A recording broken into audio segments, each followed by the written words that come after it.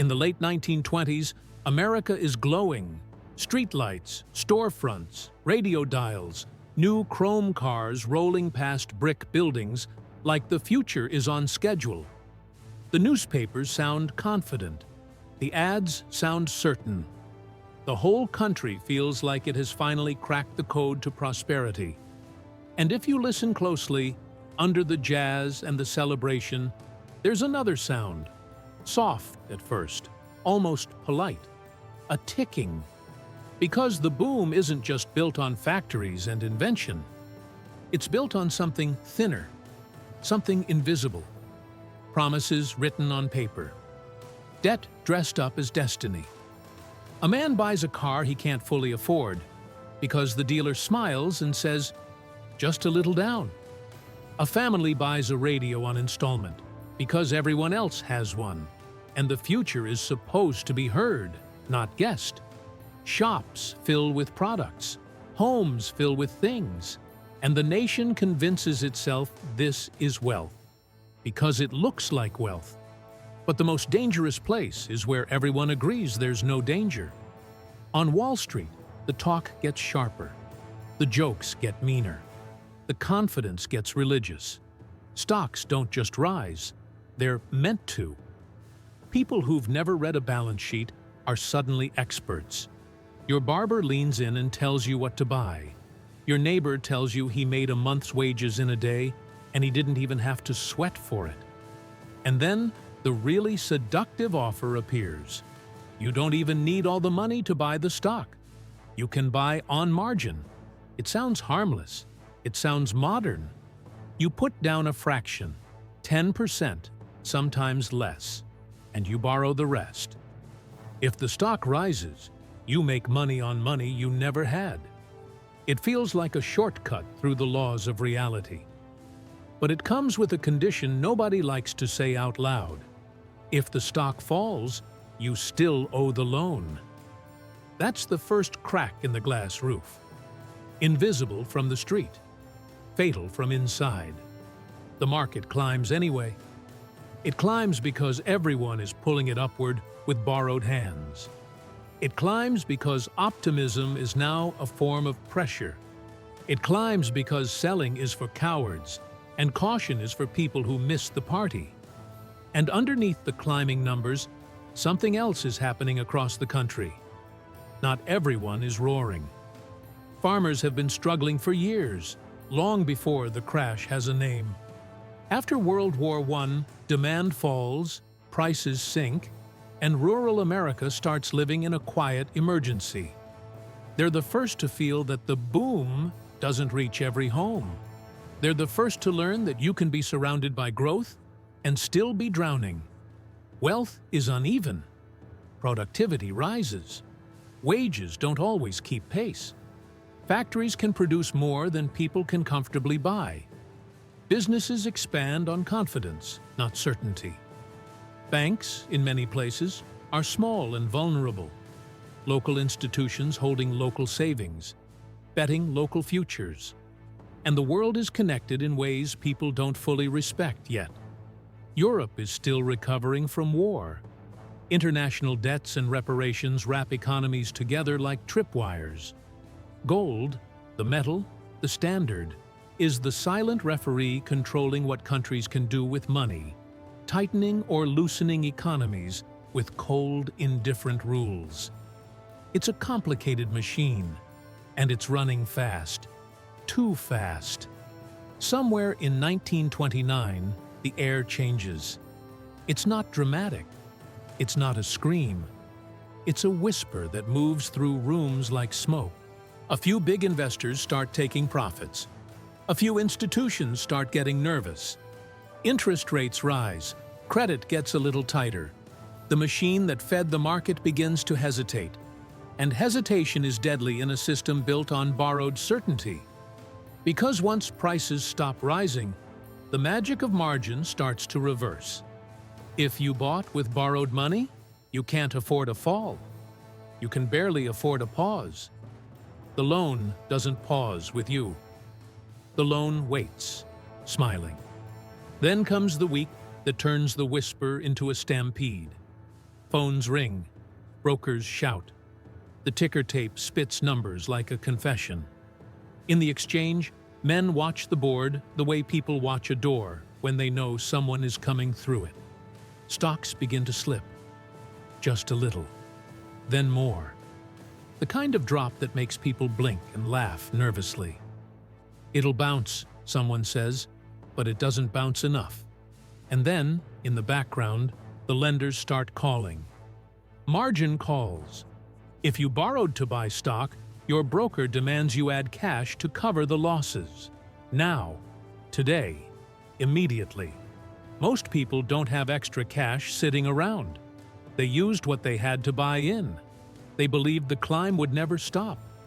So when the margin call arrives, it isn't a request. It's a countdown. Pay or sell. You can picture it like this: a crowded theater, smoke seeping in from under the doors, and someone finally yelling, "Fire!" Not because the fire is new, because the fear is. People rush for the exits, but the exits are narrow. Selling begins. Selling causes prices to drop. Dropping prices trigger more margin calls. More margin calls force more selling. The market becomes its own predator. On the worst days, the numbers fall so fast, the ticker can't keep up. People stand around waiting for delayed prices, watching yesterday's reality print out while today's reality disintegrates. It feels unreal, like time itself has broken. Outside the exchange, crowds gather. Faces are tight, eyes wide, hats clenched in hands. You can almost see the thought passing from one person to another without words. If this can happen here, it can happen anywhere. In offices, managers stare at ledgers like they've never seen them before. In apartments, families listen to radio updates with the kind of silence usually reserved for funerals. In small towns, people don't fully understand Wall Street, but they understand the fear in a banker's voice. And then, the fear does what fear always does. It spreads. People who never owned a stock still have a bank account. People who never heard the word margin still know what it means to lose savings. Rumors begin. A bank in another town is in trouble. A bank in the city is shaky. Someone couldn't withdraw their money. Someone's check didn't clear. Most banks at the time don't keep everyone's cash in a vault. They can't. They lend it out. That's how banking works. It works as long as people don't all demand their money at once. But a thriller isn't about how things work when people stay calm. It's about what happens when they don't. A line forms outside a bank before it even opens. A man arrives early, says he just wants to be safe. A woman arrives after him, sees the line, and her mind fills the gaps. More people arrive. Someone says, "I heard they're not letting people withdraw." Someone else says, "My cousin said they're going under." No one checks the facts. They check the line. By noon, the line is a snake of panic. Inside, the staff tries to stay professional. The teller smiles like it's any other day, but their hands move faster. Their eyes flick toward the manager's office. The manager sweats through his collar. In the back room, someone counts bills like counting time. Because in banking, confidence is not a feeling. It's a material. And it's running out. A bank can be perfectly solvent on paper. Its loans might be good, its assets real. But if depositors demand cash immediately, the bank can collapse anyway. It's not about long-term reality. It's about tonight. The first failures hit. Then more. Each one becomes proof for the next rumor. Each collapse turns the whisper into a siren. And here is where the story becomes truly terrifying. When banks fail, money doesn't just move. It vanishes. Depositors lose savings. Businesses lose access to credit. Payrolls stall. Factories slow. Orders get canceled. Shops cut hours. Families stop spending because spending now feels like stepping into darkness. The economy, which had been running on speed and confidence, now runs on caution and scarcity. The spiral deepens. Companies lay off workers. Unemployment climbs. A man who once felt ordinary now feels hunted. Hunted by bills, by shame, by the fear that this is permanent. Soup kitchens lengthen. Bread lines become part of the street scenery, as normal as traffic. And the psychological shift is brutal. People stop imagining the future as a ladder and start seeing it as a trapdoor. You can survive a crash. You can survive a bad year. What breaks societies is when they stop believing recovery is real. Meanwhile, policy decisions, some well-intended, some disastrous, start piling on like weight on a cracked foundation. In the early stages, leaders try to project calm. They tell the public not to panic. They insist the fundamentals are strong. They try to hold the line with confidence alone. But confidence is not a lever you can pull when people are watching their bank close. Then trade begins to freeze. Countries raise tariffs, trying to protect local industries by making foreign goods more expensive. It sounds patriotic. It sounds like control. But in a connected world, protection can look like a slap. Other countries retaliate. Trade shrinks. Exports fall. Factories that relied on global markets lose customers. Farmers already struggling see prices drop further. The global economy, already sick, starts coughing up blood. And all of this happens under the gold standard's iron discipline. Countries are limited in how much they can expand the money supply. Central banks fear losing gold reserves, fear losing credibility, fear inflation more than they fear unemployment. They tighten when the body needs air. They hold back when the fire needs water. The result is a nightmare version of thrift. People hoard money, not because they're greedy, but because money now feels like oxygen. Banks, terrified, lend less. Everyone tries to save at the same time. And when everyone saves at the same time, the economy chokes. This is the Great Depression's most vicious trick. It turns sensible individual behavior into collective disaster. A family cuts spending to survive. A business cuts investment to stay afloat. A bank cuts lending to avoid collapse. All rational, all deadly together. The country falls into an atmosphere where every decision feels like it might be the wrong one. People become suspicious of institutions. They become suspicious of neighbors. They become suspicious of tomorrow. In a thriller, this is the part where the main character realizes the villain isn't one person. It's the system. And the system has no face to plead with. By the early 1930s, the crisis has become a world event. Factories sit quiet. Men who used to work with their hands now sit with them folded, as if keeping still might keep life from slipping further away. Families move in together. Young people delay marriage. Dreams shrink. It's not just hunger. It's humiliation. And in that humiliation, something else grows. Anger. Desperation. The dangerous hunger for someone, anyone, to take control. This is where history gets darker than economics. Because severe economic collapse isn't only a money story. It's a political accelerant. When people lose faith in the market, they look for different promises. When democracies look weak, strong men look attractive. Across the world, instability feeds radical movements, and radical movements feed instability.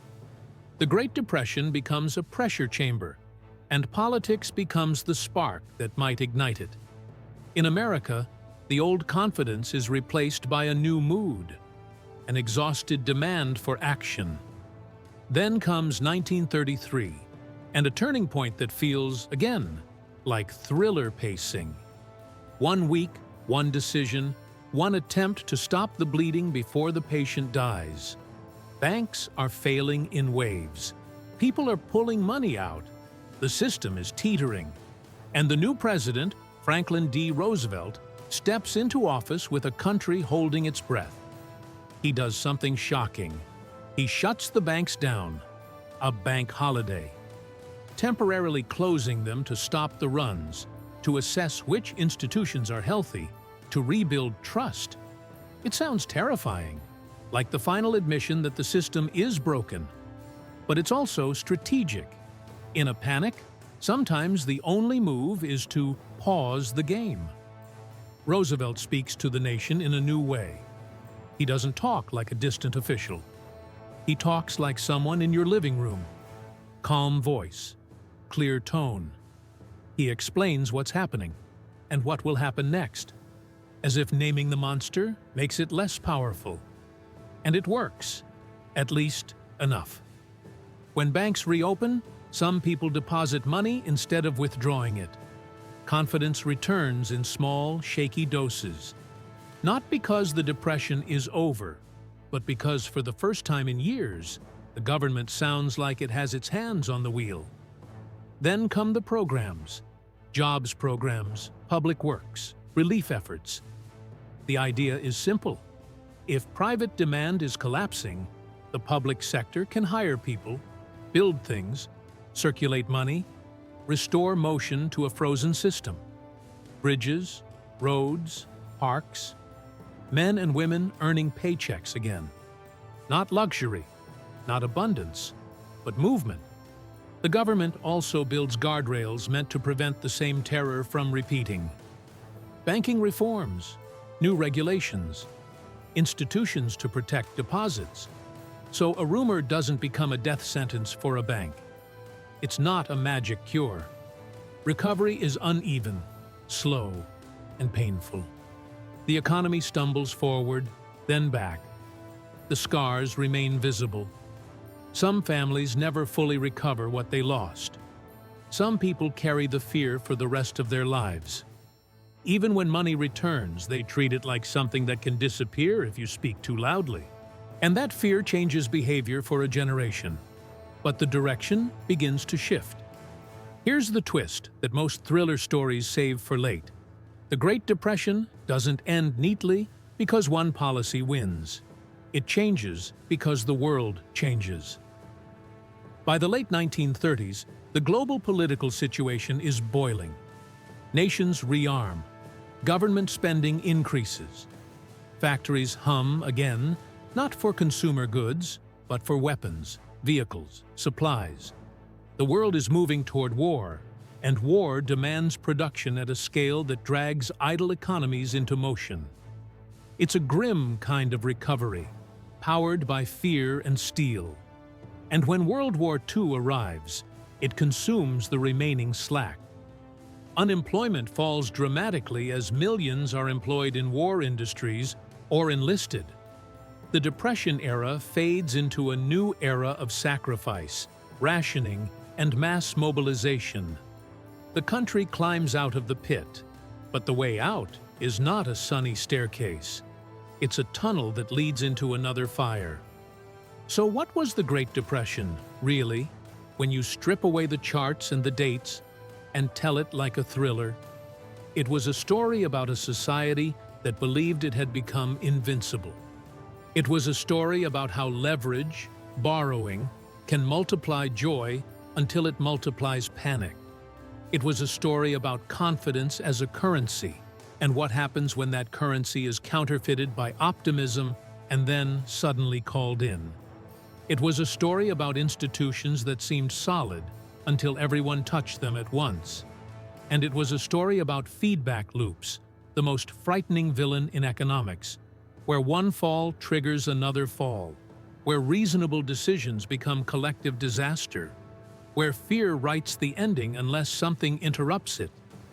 If you want to understand the Great Depression in one image, don't picture the stock ticker. Picture the line outside the bank. That line is the moment trust becomes visible.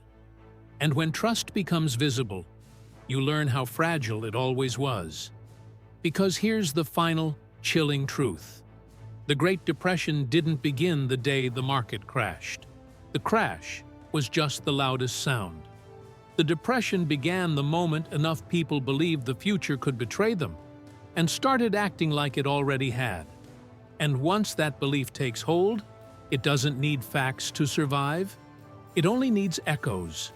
A rumor becomes a run becomes a collapse becomes a layoff becomes a silence at the dinner table where someone finally admits they don't know what happens next.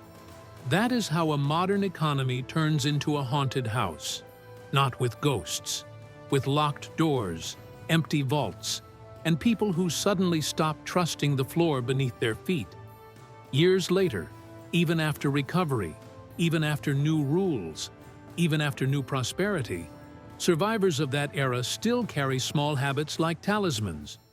Cash tucked away, jars in cupboards, a reluctance to owe, a reluctance to brag, a reluctance to believe good times are permanent. They learned what a boom can hide. They learned what panic can do. And they learned the lesson thrillers always teach, the lesson written in the oldest ink. The most terrifying disasters are the ones built slowly, while everyone is busy celebrating. The ticking didn't stop in 1929. It just got louder, and the world finally heard it.